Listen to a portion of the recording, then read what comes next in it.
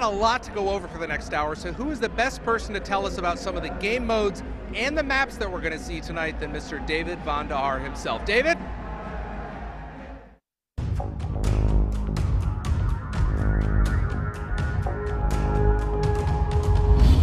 Thank you for joining us today for more multiplayer live from Gamescom in Cologne, Germany. And on behalf of the entire team at Treyarch, we appreciate the time to share multiplayer with you. Now, we've been waiting for this day for a very long time, and we're amped to get you into the game. Yesterday, we really dove into create a class and score streaks. But let me tell you a little bit about multi-team, which is something that the show goers are playing on the floor, and something that you'll see more of this evening. Multi-team really brings those small squad tactics back into the game. The game supports 18 players and any combination of up to 6 factions at once. One of the ways I like to play it is 3 on 3 on 3 on 3. Super intense action. You have to work with your group to be successful.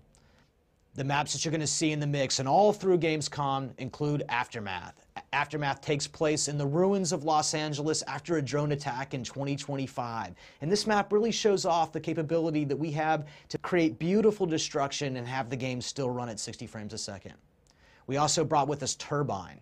And Turbine is a big outdoor terrain map, but it doesn't play big, and you can climb on anything. The action's still intense, and there are lots of engagements and battles.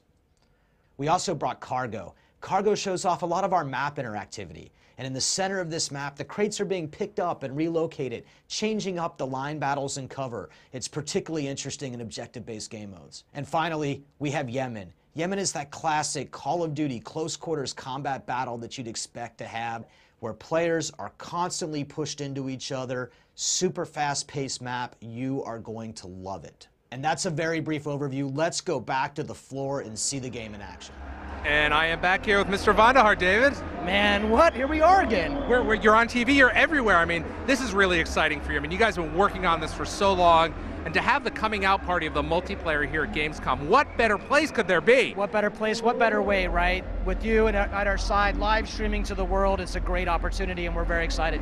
Now, the reason that David is here, in addition, obviously, is the multiplayer designer, but he wants to answer your questions on Twitter. So use the hashtag BlackOps, the #2 MP, and then we'll go through some of them later. How's that sound? I am going to look forward to this. All right. Right now, we're going to get over to Hastro and Astra.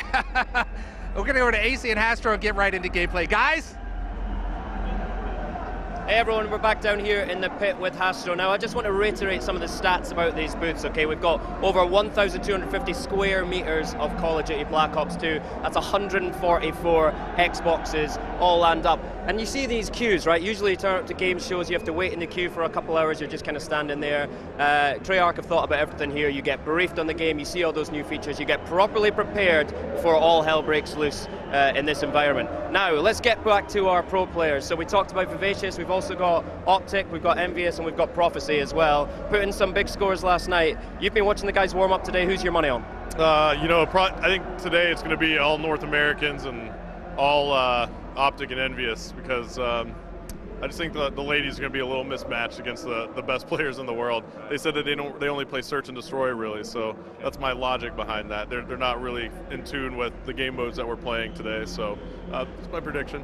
We're starting off a multi-team team deathmatch, so I think that'll really show up, right? So we've got the guys split up in the teams that they know. Tell us about the map that we're getting started on. Well, we're about to play Aftermath now. Aftermath takes place in 2025 Los Angeles, and that's right after a drone attack.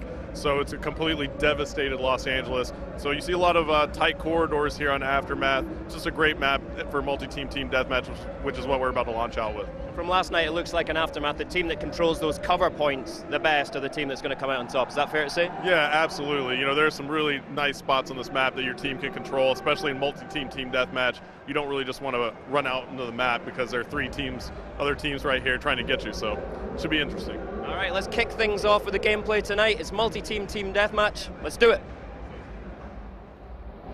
All right, here we go. Multi-team deathmatch on Aftermath. All right, folks, we're about to kick this one off. This is going to be an Aftermath team deathmatch multi-team. So 4 teams here of 3 players. Some of the best players in the world here at Gamescom are going to be playing for you. And as we see, we're on board with Toby. He's playing for Team Envious as a guest player here. Toby, actually one of the better European players out of the UK. He's playing as a guest player with Team Envious, who's also lined up with Twiz and Karma. And so those guys early on, they're going for the combat axe off the break to take the lead. Didn't quite hit any of those, but I think a couple of them had 2 combat axes lined up. They're trying to put on a show for you all, so you can't knock that. But now Toby is going to have to rely on his M8A1 assault rifle. Looks like he has the select fire attachment and the reflex sight attached to the M8A1 right now. He can actually switch that with the select fire attachment. And right now he's in burst mode, so he's going to be shooting a 4-round burst. And now it looks like he's swapped over to the MSMC. So I think Toby actually had a wild card that allowed him to use 2 primary weapons.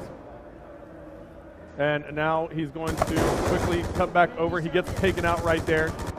So let's take a look at our factions here. We see that Envious is playing as the FBI faction.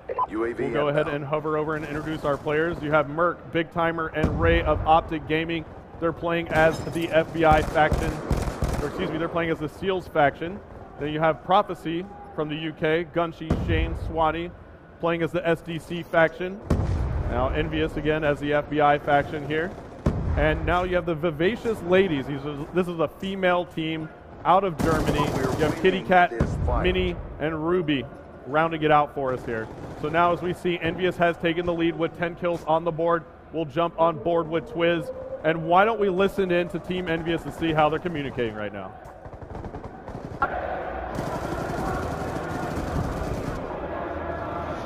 Merc sniping in above the bar or whatever.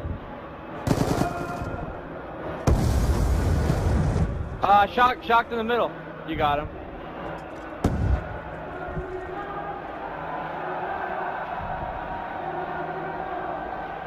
Alright, we're up by 2. Let's try and maintain it. Up by 1.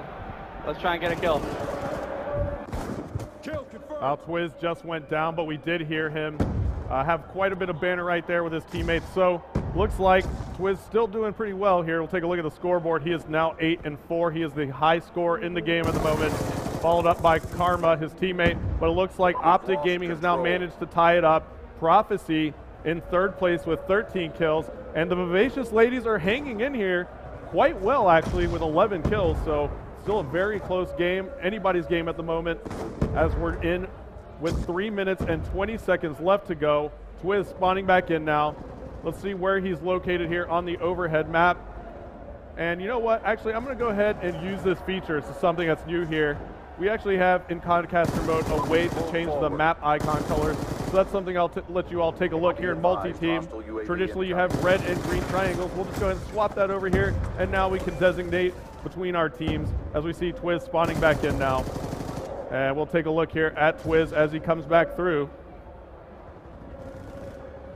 And it looks like Twiz is going to go ahead and throw out a couple more of those combat axes. I haven't seen him connect yet. It looks like he's going to pull out that secondary now, see if he can pick up this kill. Looks like there's another team right behind trying to pick up that kill as well. So Twiz getting that kill robbed by one of our other teams. Why don't we hop on board with another player here. We'll go ahead and jump on board with Optic. Rambo is on a 3-kill streak, and we just jinxed him. That always happens. Ray goes down. So Optic Ray rocking the MSMC. That's a submachine gun. And it looks like he's going to be powering through the middle of the map right here. Was trying to get a reload right there, but he got taken out by Gunshi of Team Prophecy. As we take a look at the scoreboard, we see that Optic Gaming has now taken the lead by 2 kills. Followed up by Team Envious and Prophecy in 3rd. 1 minute and 50 seconds left to go.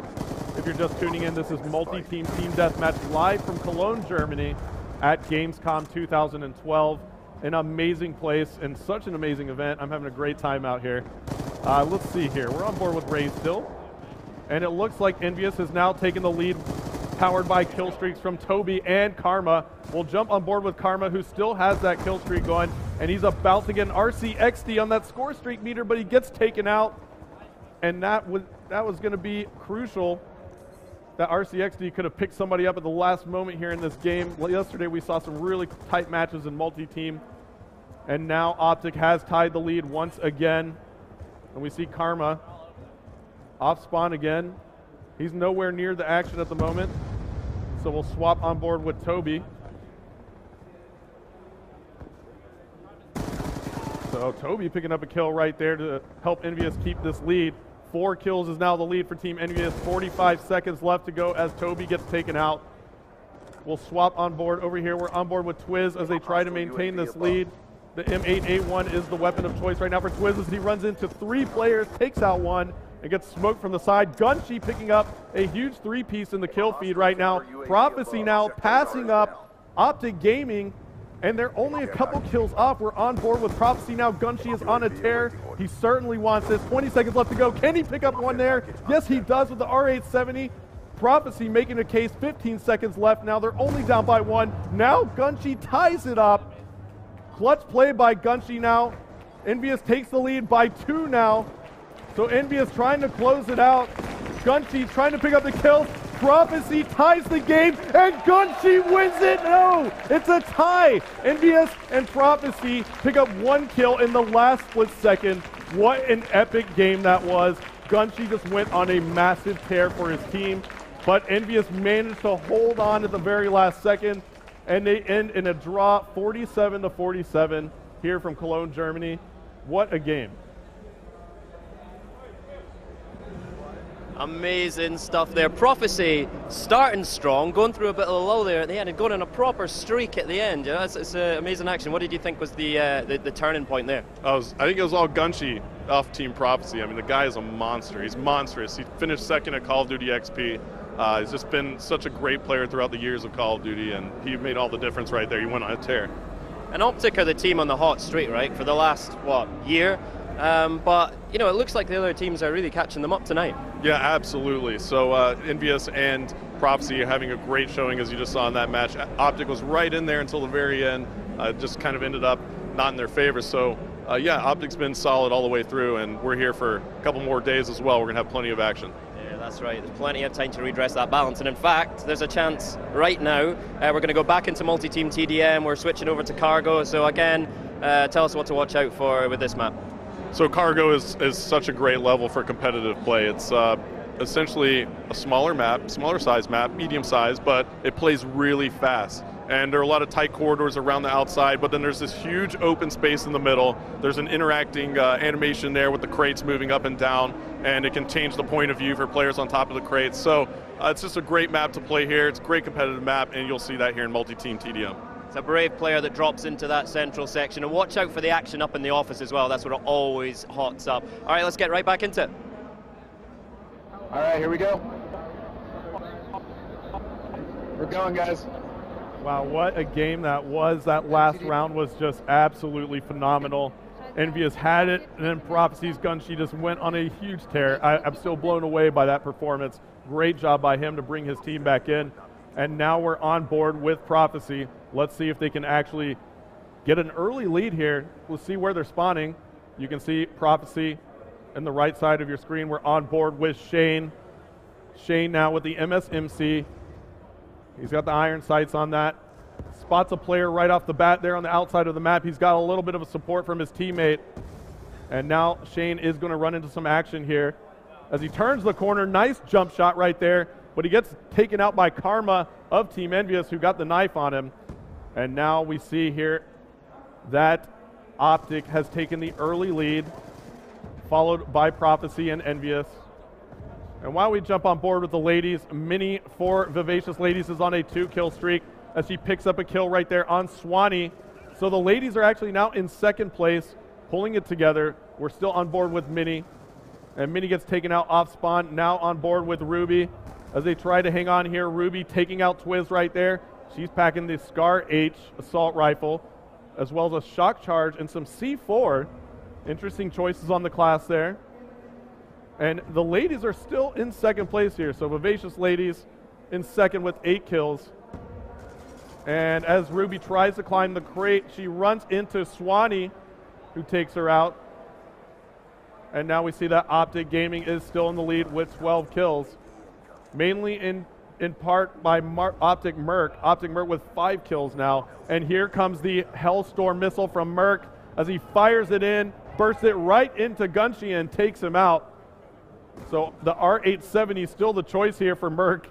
the shotgun with the laser sight attachment. That laser sight gives him increased hip fire. Here in Black Ops 2, the only way to modify the statistics and attributes of your weapon are to add attachments. So that laser sight increases the hip fire. And you see Merc being a very, very sneaky player here. Knows that there's a player coming up the stairs and then comes back to take out Shane. What a great job by Merc there. Great heads up play. Increasing the lead for Optic to 6 now. And now Merc is calling in a care package there. And he got challenged by Swanee. He just gave Swanee the just nasty business with that R870. And that care package has dropped down. And it looks like he's going to have a copter coming in. It's going to be a stealth helicopter.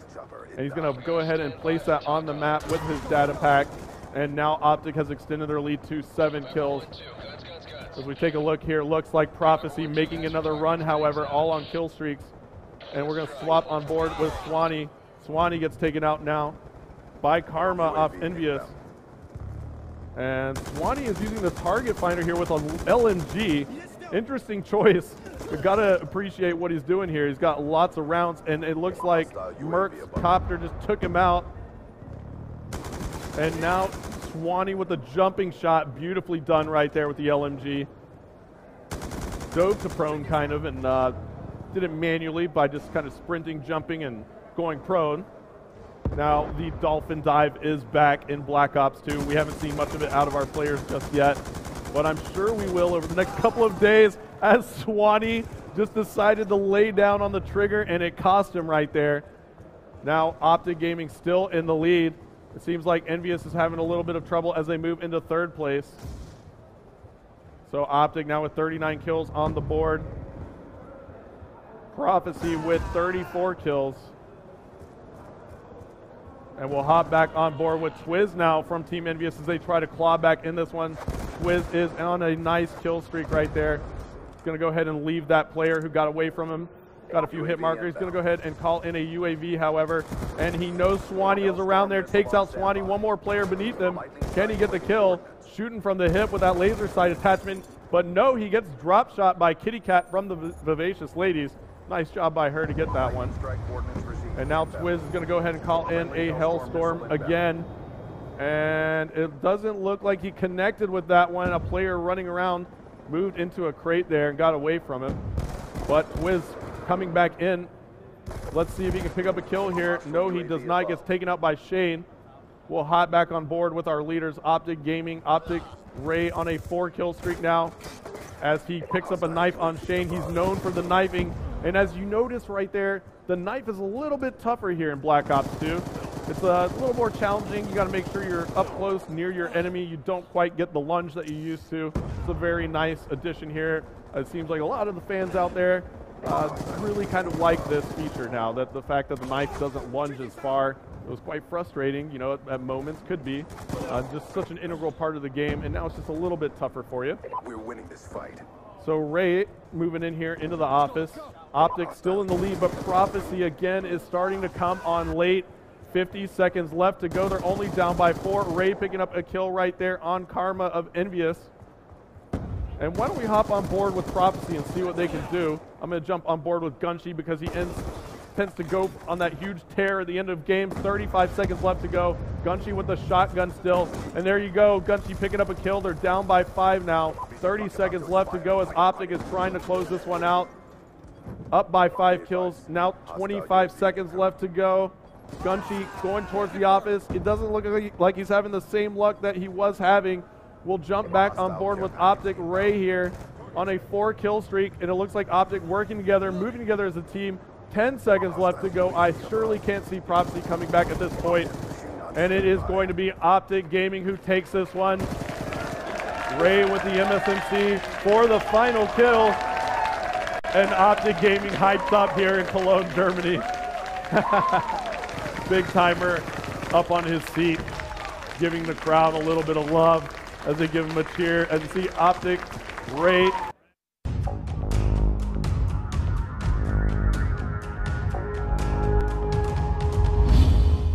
David, that was amazing. What did we just see? That was the world premiere of the Codcasting feature in Call of Duty Black Ops 2 multiplayer, and that was Cargo in Team Deathmatch.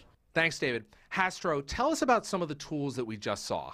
Sure. So you saw a few different elements in the codcasting feature, and it just really allows us to get in and make a better viewing experience for the audience that's tuning into Call of Duty matches online, right? So you saw an element called the score panel, and that's the kind of the key element at the very top center of the screen. The score panel is just a way for us to give information quickly to the audience, the score, what team's in the lead, and how much time is left in the game. And then, of course, we saw the names up there. That's the nameplate. Yeah, the nameplate essentially is our way of giving the player a jersey and a number, right? A name on the back of the jersey. We're in a first-person POV in Call of Duty Black Ops 2, so we want to be able to identify the player and who you're watching, so that's what the nameplate does. Now, that's all great, but viewers really want to see the map. Tell us about the map. Yeah, the map overhead is a really important piece of information for the audience. So the audience wants to see where the teams are set up, where are they located on the map, where are the engagements about to occur. And also for the commentators, it's a great tool because the commentator can kind of switch players after a player dies and bring you right back into the action faster. Now, this is really exciting. It's almost like watching a TV show, picture in picture.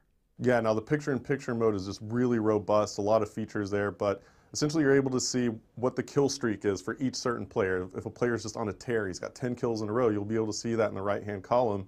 Also, we have an objective column, so any player who's playing an objective in real time, you're going to be able to see live when that player is playing an objective, and it's going to identify that that player is in fact on the objective.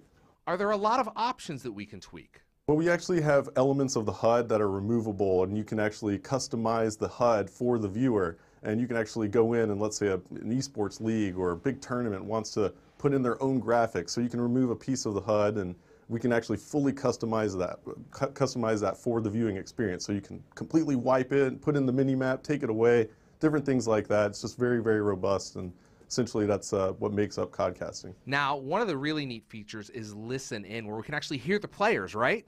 Yeah, the Listen In feature in codcasting mode is actually my favorite feature. It really allows us to take the audience and put them into the huddle with the players. So you really get a sense for just how much their communication separates them from other teams in competitive play. The best professional teams in the world have top-notch communication, and it's crucial to them winning a game. So we get to feel what they're feeling, what they're strategizing, and just hear the overall just lingo between the players, and it's just really an exciting tool. It's just such a great deal of information that the audience is going to be empowered with now. In Black Ops 2, the commentators have all the right to make the viewing experience as customized to the viewer and the audience as possible. So, you know, for me personally as a commentator, I want to make the viewing experience as fun as possible for the audience, and I'm able to do that with Codcaster mode, but more importantly, I'm able to make sure that we don't miss those epic moments in the battles that may have gotten lost in the past. You know, these just crucial moments that change the face of the game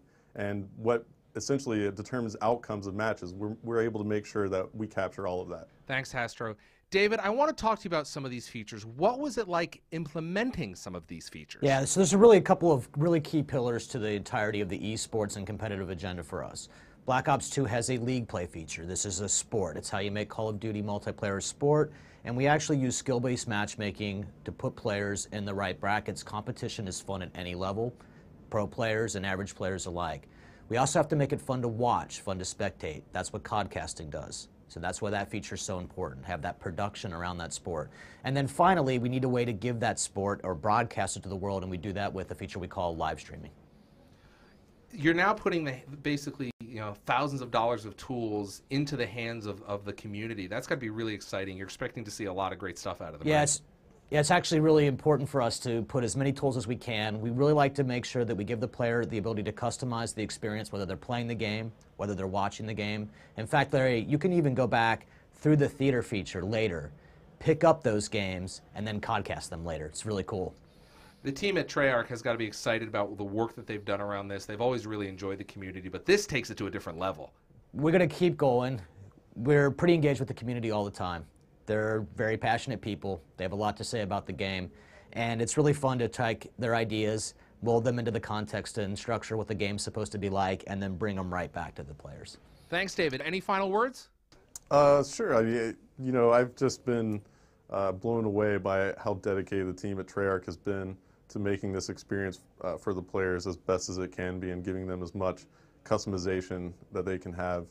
It's just mind-blowing how dedicated they are to their community, and how well they treat their fans and the players that play the game. So I think that's something that all of the Black Ops 2 players out there, when they get the game, are going to realize pretty quickly. Thank you, Hastro. Any final words? We're really excited to put this game in players' hands. And when you get there and you get your hands on it, I want you to tell us what you're thinking about it, how it's working for you. Feed right back to us so we can continue to make and improve our games for you. There you go, and we are back. It's the Vaughn and Major show. Vaughn, welcome back. Thank you. I like this show. We should do this more often. We should. Listen, first of all, great shirt. I love what you got going. Can we get a close-up of this shirt? He's internet nerd famous. And why Black Ops 2 multiplayer? We're going to talk about it right now. If you sent your hashtag, if you use the hashtag Black Ops 2 MP, we are going to answer your questions. We've got a few of them right here. You ready to jump in? Let's do this. All right, now the first one is actually not attributed to one specific person because we've seen it all over the place. The question is, will there be a player match system, or will everyone be forced to play ranked games? David? No one is going to be forced to play ranked games, Larry, but you should know that the game supports that traditional matchmaking experience where you're going through the progression system and you're ranking up. Optionally, you can play in league play. That's where you get that competitive rating, get your skill-based matchmaking. The game supports both simultaneously. All right, next question comes from Official Musty, that's the Twitter tag. Do kill streak kills help towards your next kill streak? Great question. So anytime you're watching the game and you see that number come up in the center of the HUD, that is a scoring event. All bits of score contribute towards earning your next score streaks, but the support things, the items that help your team win the game, those are going to give you the most score, and that's how you can really get those nice high-end rewards. So if you're a Call of Duty player and you may not be so much in killing, but helping, it's still going to help you out immensely. It helps you out a lot. So there's some really good scoring events, like when you grab a flag, and when you capture that flag, you didn't actually kill anybody, but you're going to get a lot of score for those events. Good, that's good to hear. All right, next one comes from China HD. Will there be an overkill perk for 2 primary weapons? Yeah, good question. So there's actually not a perk that's overkill, but there is a wild card. Those are those rule breakers we've been talking about. The items that let you bend and extend, create a class in exciting new ways. And you can use a wild card to take 2 primary weapons. All right, next question comes from Javis, I guess. Is that what it looks like? Why not? How does Hardline work now? All right, good. So listen, this is really important. So in all previous games, Hardline actually reduced the cost of earning a reward, but Hardline gives you a scoring bonus. So, the game's still in development. We're still trying to figure out the best numbers to use, but right now, Hardline is actually going to give you about a 20% bonus earned towards your next reward. Okay. All right, moving right along. Private matches and LAN. People want to know, is everything going to be unlocked in private match and LAN play? Of course we would keep everything unlocked for you in private match and LAN so you can play those custom games the way that you really like to enjoy them. All right, MegaQuest on Twitter. MegaQuest wants to know, will Ghost or another perk protect you from Orbital VSAT? Yeah, the Orbital VSAT. You guys have been asking me about this one for a long time. I'm glad I get to finally tell you about it. The Orbital VSAT, that's just like the Blackbird you remember from Black Ops. It works the same way. There is no protection. That is that ultimate intelligence perk. Shows everybody on the map, all of their locations, what direction they're facing. All right, now you've seen a lot of Create a Class for the past 3 days, but this is really about the UI, the user interface. The question from Maddie Wakefield is, what are the 3 slots at the bottom of Create a Class for? Larry, that's where you actually can equip up to 3 of those wild cards, those rule breakers. So you can take a wild card like Primary Gunfighter. That lets you take 3 attachments on your primary gun. You can take any one of those perk greed cards, perk 1, perk 2, perk 3 greed. Those let you take additional perks, not just 1 but 2 from the same category. There's even a wild card that lets you take 2 types of tactical grenades. It replaces that lethal slot with a tactical slot. We have more of your questions coming back. Just tweet them to Black Ops, the #2 MP. We'll be going through those, put them on this card, and I will ask the man himself, the design director, and we'll get answers for you. Right now, we're going to get back to Hastro and AC. You guys ready for some play? Here we go. Hey everybody, welcome back to Hastro's house. We're back down here at the pit, and check out, we've got an empty stool sitting down here. Make of that what you will. Oh, hold on. Here he is. Look, by popular demand, Vaughn is back and codcasting. I'm like everywhere. I'm Ninja Smoke here, and I show up over here. How does that even happen? TV magic.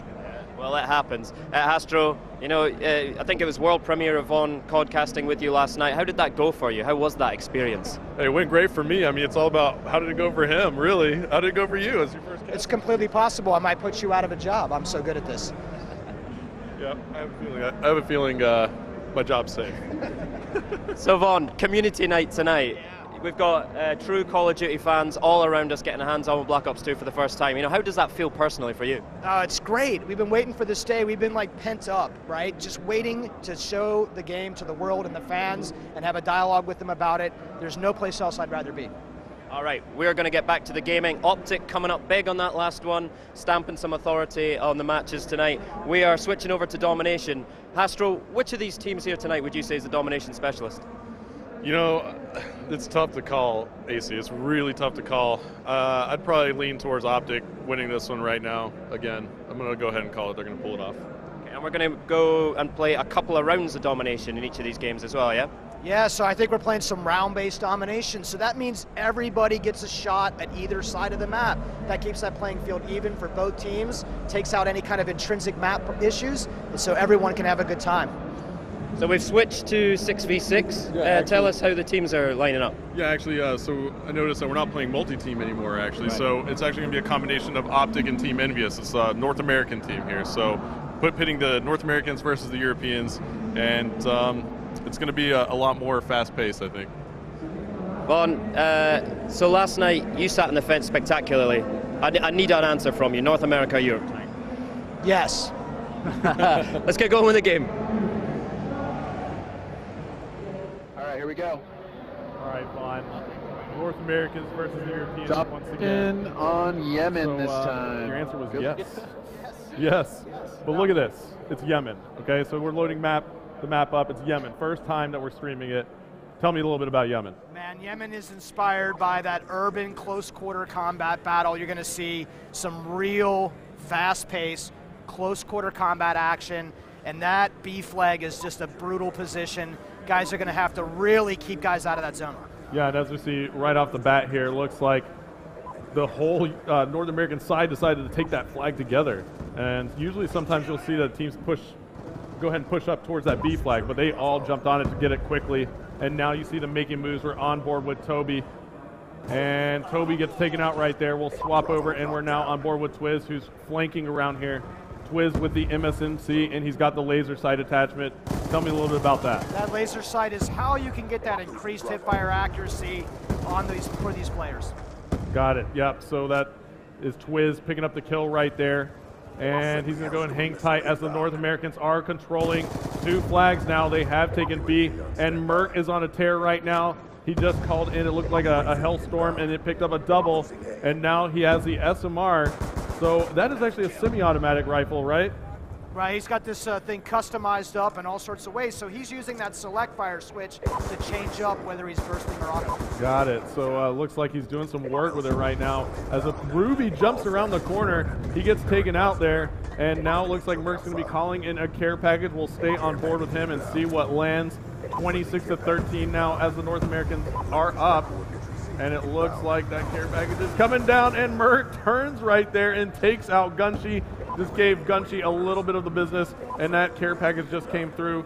So let's see here what Merc is up to. It looked like it was a UAV. Yeah, that's a UAV. You see those UAV assist points coming up. We were just talking about that earlier. Every time you're using a support-driven streak, and someone gets a kill with that UAV up, you're earning some points for that. That's that UAV assist message. Right, so all of those points from that UAV are going to contribute to his score streak. Tell me a little bit about what we're seeing down here with the score streak meter. Yeah, you can see that score streak meter in the bottom right-hand corner of your screen, right next to those 3 icons. That'll fill as the guys get score. It hits the top, they're going to earn that next reward. Right, so as we see, Big Timer is just getting started on his score streak here, and it looks like he took some shots right there, and the North Americans are doing some great controlling of that B flag at the moment. Map control is so important in Domination, and you have the North Americans doing a great job of just locking it down. 3 minutes and 35 seconds left to go, and 3 minutes and 30 seconds left to go as Big Timer takes that hip fire with the laser sight attachment. That definitely helped him right there. Absolutely, man. You're going to see a lot of really good play from the hip and ADS with this particular attachment. So tell me a little bit about what we're seeing round base here now.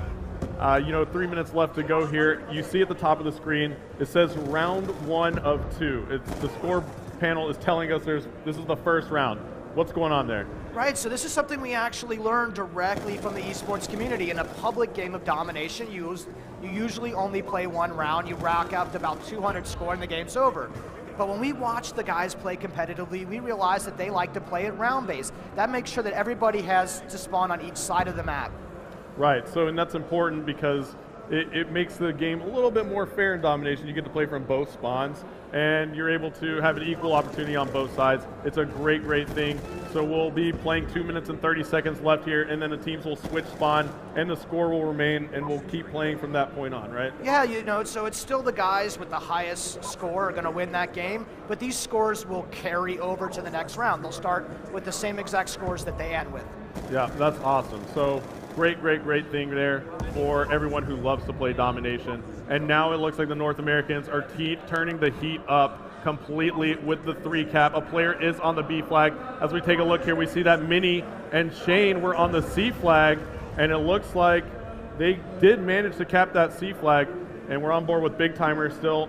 So why don't we hop on board with the Europeans, take a look. Well, actually, look at this. Twiz and Ray from the North American side, Ray of Optic Gaming and Twiz are on massive, massive kill streaks right now, David. We'll swap on board with Ray. And what's Ray got here? Yeah, Ray's got the Death Machine out. This is some of the new weapons that we have put back in. The Death Machine actually has a little baby brother, is known as the War Machine, which is the grenade launcher version. So it was really fun for us to put these clearly superior firepower weapons into the score streak system itself. Awesome. So he's got a care package as well. Looks like he's just doing some work with that Death Machine, and you see him die and pull it back out again. So he's able to keep that Death Machine, whereas I think in the past, if you died with the Death Machine, you lose it, right? That's right. So in Black Ops 2 multiplayer, you can hold on to that Death Machine sort of through multiple lives and through some extra ammo there.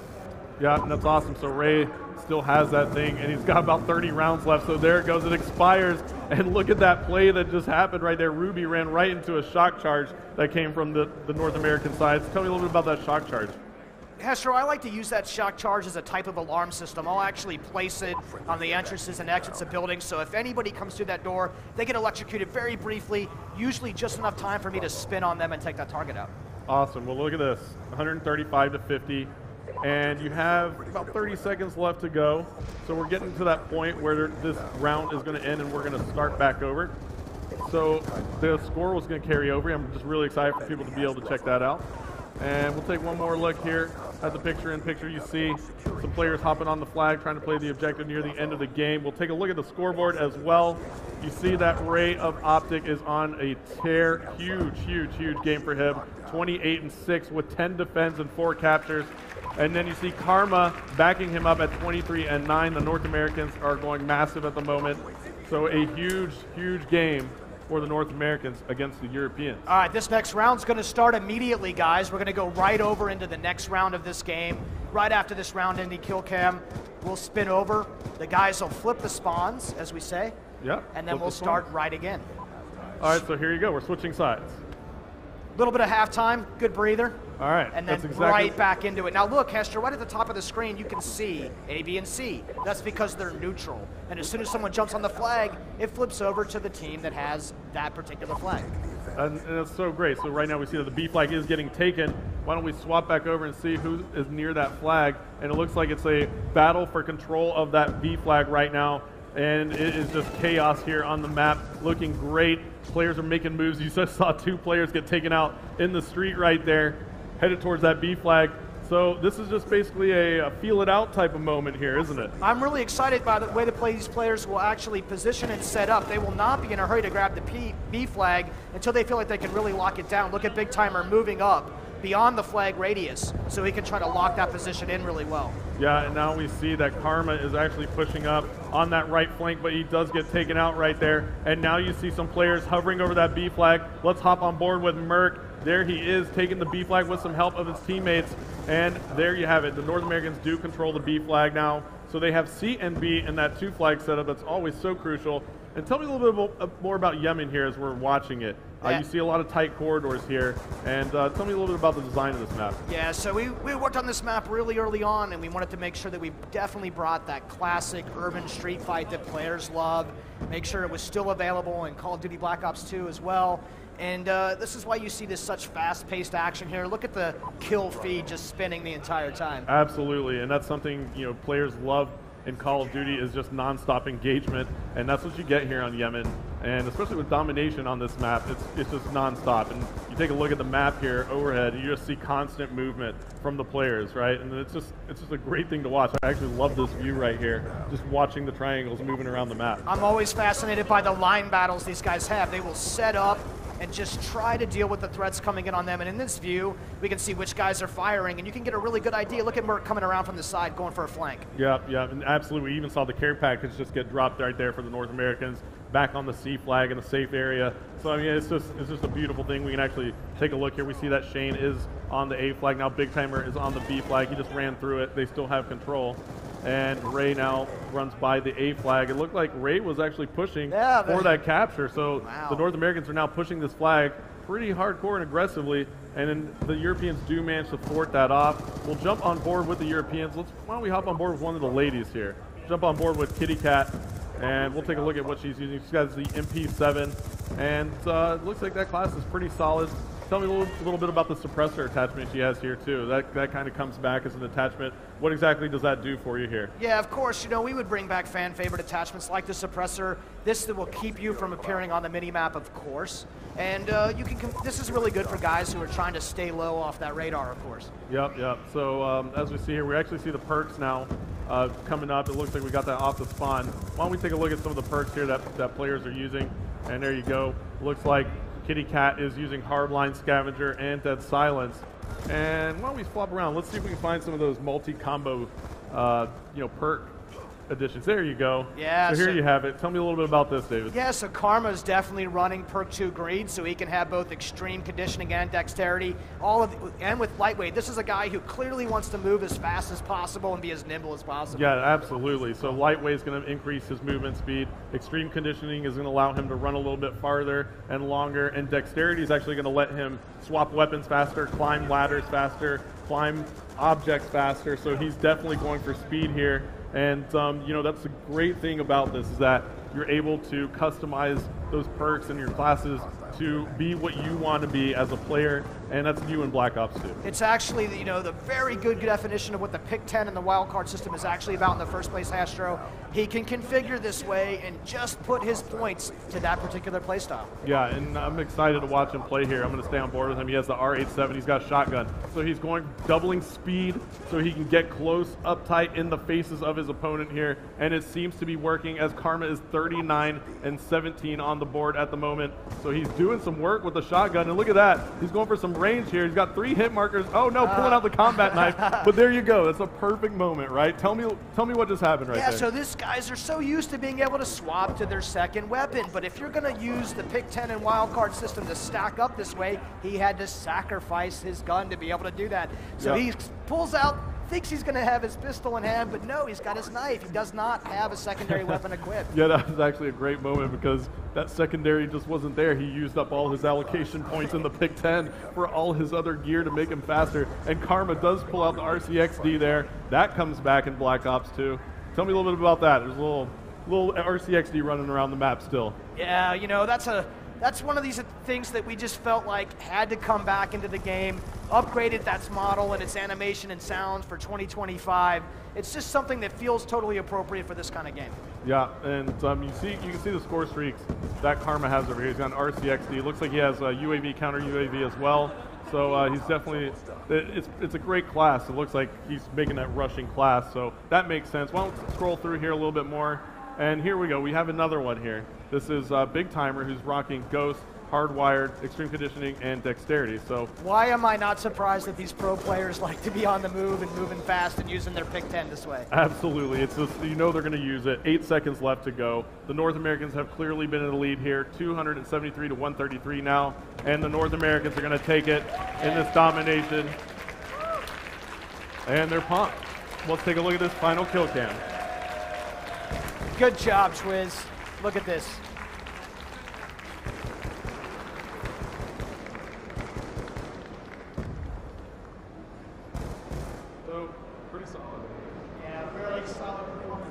So there we go, the definition of domination there, I think it's fair to say, from the North Americans. But when Optic and Prophecy team up, it's always going to be hard for people to hang with them. Absolutely. So it's Optic and Envious playing together right there. They, yeah, you got it. But you know, it's tough. You know, the ladies are coming in. They're a little mismatched against these guys who are you know, the best players in the world, and they stick to their search and destroy. But great games right there. Got to see a lot of what Black Ops 2 had to offer. Right, we're going to squeeze in some more gameplay, so let's get straight into it again, okay? So David, looks like we're about to kick this one off again. Now we're playing Aftermath. It's a domination game mode again. And so why don't we talk a little bit about the map as we kick it off? Did you just call me David? I called you David. I'm going to call you Mike. Oh, okay. Lord Vonderhaar. So Vaughn, Oh boy, I had that covered. Vaughn, tell me a little bit about Aftermath. What's going on here? Yeah, so this is Aftermath. It takes place in 2025 in downtown Los Angeles right after a drone attack. And look at the beautiful destruction that you see in this map. Yeah, there's a lot that's not right in Los Angeles right here in Aftermath. So as we see early on, looks like we're on board with Minnie. She's of the German ladies team, Vivacious Ladies, and she gets shocked right there. A shock charge went off. Let's see what goes down right here, this B flag. Let's take a look at this mini map. Oh boy, look at this is chaos in the center here. Yeah, so tell me a little bit about this B flag positioning here on Aftermath. Well, where else would you put the B flag but in the dead center of the map in the most crazy place you can, right? Yeah, right. Yeah, and we see a care package now coming in for the Europeans. That's going to get dropped off. Why don't we take a look and see who's going to grab that? We're on board with Minnie, and she looks like she's making a move for it. Yes, she is, but her teammate comes in and swoops it up. So let's see here. Oh, there it is. There's the War Machine. I was hoping this would come out. This is really one of those fun weapon-based score streaks that we have in Call of Duty Black Ops. Yeah, this thing is absolutely devastating. The War Machine is a pretty much just a ridiculous launcher. It's so powerful as we see Kitty Cat getting taken out, but she spawns back in and she has it again. She picked up a flurry of kills right there, and she was clearing out that B flag. And let's take a look here. Still a jockey for position moment for this flag. The score is absolutely tied, David. Look at, yeah, no one's actually picked up this B flag yet. It's been in the center of the map. It is a tough position. You'd like to see some smoke. You'd like to see some guys pushed up a little harder to keep these guys from taking this flag. And there you have it. There goes that War Machine. Kitty Cat used up all the rounds in it, so it's gone. And she just wasn't able to keep the North Americans off the B flag as they take it now. So the North Americans in the lead. They are your FBI faction, as you see, designated by the flag on the left side, upper left side of your screen in the score panel. And the Mercs faction is the Europeans. They are there on this B flag now. Look at that capture progress bar. She might grab this flag. Yep, absolutely. Great teamwork right there by the Europeans to get that flag back. But Merc comes in and smokes a few. Let's take a look at the map. Oh, well, actually, it looks like the Europeans do have some pretty good map control now. We'll jump back on board with the Americans. We'll jump on board with Merc, who's making a move for that flag. He gets taken out, and now Merc spawns back in. And he's packing lightweight, cold-blooded, and extreme conditioning.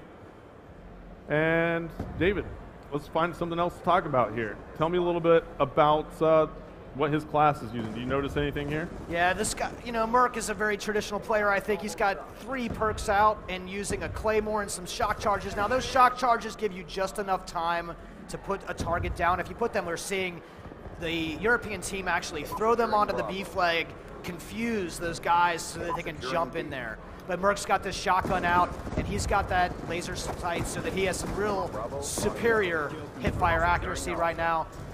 And look, 7 seconds left to go. The Europeans actually have the lead on this one. We're playing round-based domination if you're just tuning in. So this is the first of 2 rounds, and the Europeans take round number 1, 46-42. We are in halftime as we take a look at the round-ending kill cam. It's going to be Swanee right there, putting some nice shots. Looks like he had a burst mode right there. What weapon was that? That's the best weapon in the game. No. Well, I didn't say that. well, what was it? Tell me. The best weapon in the game. Okay, we'll leave it at that. He's going to leave it up to you to figure it out there in internet land. So now we see we're in round number 2 here on this domination aftermath. 3 minutes left in the round. The 3-minute round is what we're playing, and it looks like the North Americans go immediately for that B flag, and they do pick it up. So score carried over, 49-50 now to 48. Score carried over after round 1, and we flip spawns.